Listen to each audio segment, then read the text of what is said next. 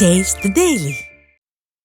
திருப்பூர் மாவட்டம் தாராபுரம் வழியாக உடுமலை சென்ற அதிமுக பொதுச் செயலாளர் எடப்பாடி கே பழனிசாமிக்கு கழக நிர்வாகிகள் பட்டாசு வெடித்தும் பூங்கொத்து வழங்கியும் உற்சாக வரவேற்பு அளித்தனர்.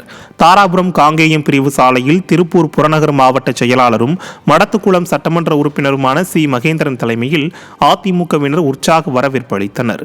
இந்த நிகழ்வில் கழக ஒன்றிய செயலாளர்கள் GR பாலகுமாரன், ரமேஷ், செல்வகுமார், மூலனூர் ஒன்றிய செயலாளர் செல்வகுமார், நகர செயலாளர் ராஜேந்திரன் உள்ளிட்ட பலர் கலந்து கொண்டனர்.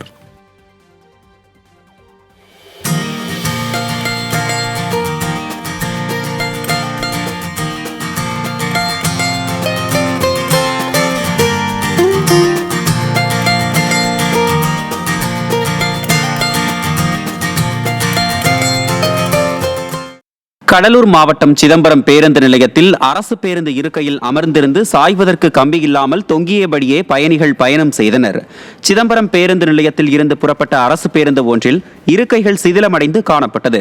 மேலும் அந்த இருக்கையில் அமர்ந்திருந்த பயணி ஒருவர் மேலே உள்ள கம்பிகளை பிடித்து தொங்கியபடியே உட்கார்ந்து காட்டுமன்னார் கோயில் நோக்கி பயணம் செய்தார். பேருந்தின் மேற்கூரையும் காற்று வாங்கியதை கண்ட பயணிகள் போக்குவரத்து துறை அமைச்சர் சிவசங்கரை கண்டா வரச் சொல்லுங்க என கிண்டல் அடித்தனர். விளம்பர பிரியர் ஸ்டாலின் அவரது அமைச்சரவை சகாவை போக்குவரத்து துறை மீது கவனம் செலுத்த வலியுறுத்த வேண்டும் என்றும் பயணிகள் வலியுறுத்தியுள்ளனர். கடலூர் மாவட்டம் புவனகிரி அருகே ஊராட்சி ஒன்றிய அலுவலக பழைய கட்டிடத்தை இடிக்க டெண்டர் எடுத்தவர்களுக்கு மட்டுமே உரிமையுள்ளதாக கூறி திமுக கட்சிக்காரர்கள் அராஜகத்தில் ஈடுபட்ட சம்பவம் பரபரப்பை ஏற்படுத்தியுள்ளது. புவனகிரி ஊராட்சி ஒன்றிய பழைய கட்டிடத்தை இடிப்பதற்கு அதிமுக ஒன்றிய பெருந்தலைவர் CN சிவபிரகாசம் தலைமையில் அதிமுக கவுன்சிலர்கள் மற்றும் திமுக கவுன்சிலர்கள் ஊராட்சி ஒன்றிய குழு கூட்டத்தில் ஒருமனதாக தீர்மானம் நிறைவேற்றினர்.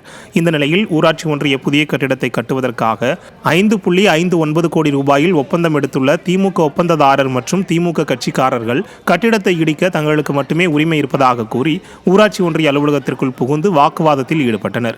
மேலும் அமைச்சர் MRK பன்னீர்செல்வம் மற்றும் அவரது மகன் மாவட்ட பொருளாளருமான கதிரவன் ஆகியோரின் ஆதரவு எங்களுக்கு இருப்பதால் எங்களை யாரும் ஒன்றும் செய்ய முடியாது எனவும் நீங்கள் எங்கே வேண்டுமானாலும் யாரிடம் வேண்டுமானாலும் செல்லுங்கள் என மிரட்டல் விடுத்துள்ளனர். எனினும் அதிமுக மற்றும் திமுக கவுன்சிலர்கள் ஒருங்கிணைந்து ஆதரவளித்துள்ளதால் பழைய கட்டிடத்தை இடிக்கும் பணி மேற்கொள்ளப்பட்டு வருவது குறிப்பிடத்தக்கது.